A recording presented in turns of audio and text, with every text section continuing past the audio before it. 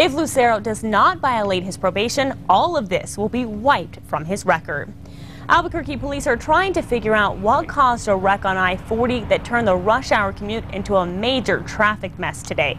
APD says a 21-year-old man in a Chevy Impala slammed head-on into the barriers that separate westbound I-40 and the Coors Boulevard exit around 4 this afternoon. That driver remains in critical condition tonight at UNM Hospital with a broken neck and other injuries. State police say a tire blowout on the freeway east of Albuquerque forced a van full of Mexican nationals to roll, killing one person. The crash happened around 2:30 this morning on US 54, 8 miles south of Santa Rosa. 3 passengers were thrown out. 44-year-old Javier Tarango died at the scene. Everyone else was taken to area hospitals with various injuries. 5 are still in critical condition at UNM Hospital.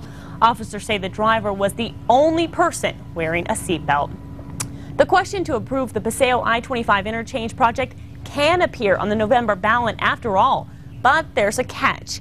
At first, the AG's office said only county or state issues were allowed on general election ballots, but today Attorney General Gary King announced that it would be okay if the city councilors waived the usual voter ID requirement.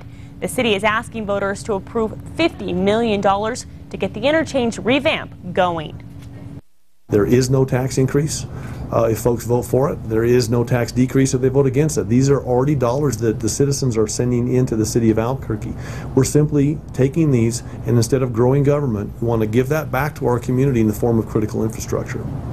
City councilors still have an opportunity to approve the money without putting it on the ballot. They'll decide that at their next meeting Wednesday.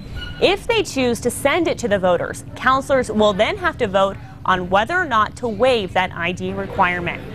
An outside consulting firm will examine the New Mexico Finance Authority after its fake audit scandal.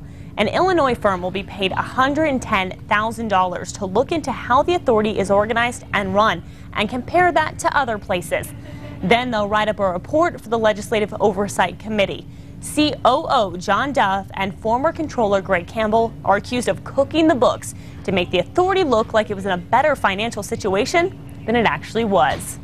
Isaac loses strength as it spirals over land, but the battle against the wind and rain is still ongoing. Fox's Nicole Collins is in New Orleans with the latest.